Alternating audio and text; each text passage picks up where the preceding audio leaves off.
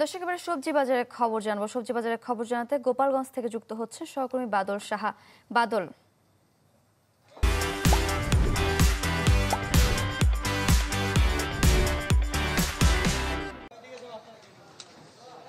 সারিকা, গত সপ্তাহ থেকে এ সপ্তাহে গোপালগঞ্জে দুই একটি সবজি ছাড়া বাকি সবজির দাম কিন্তু বৃদ্ধি পেয়েছে।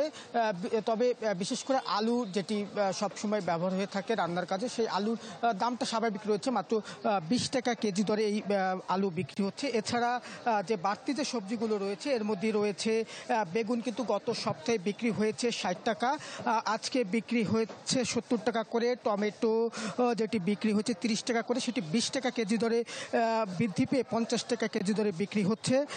গাজর ছিল 60 টাকা, সেটি 40 টাকা, সেটি 60 টাকা কেজি দরে বিক্রি হচ্ছে।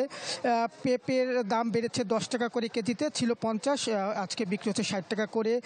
কাঁকরোলের দাম সমান রয়েছে, কেজি 100 টাকা করে বিক্রি হচ্ছে।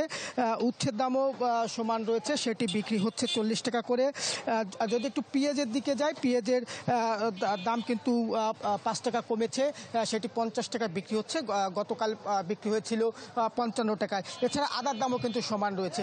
ক্রেতারা বলছেন যে হঠাৎ করে আবার সবজির দাম বৃদ্ধি পাওয়ায় তারা কিন্তু হিমশিম খাচ্ছে এই সবজি কিনতে। ফলে তাদের যে বাড়তি যে খরচ হচ্ছে, এই খরচ কিন্তু তাদের করতে হচ্ছে।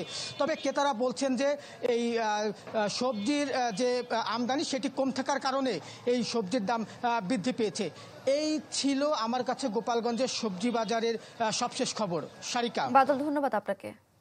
দর্শক, সবজি বাজারের খবর জানাতে গোপালগঞ্জ থেকে যুক্ত হয়েছিলেন সহকর্মী বাদল সাহা।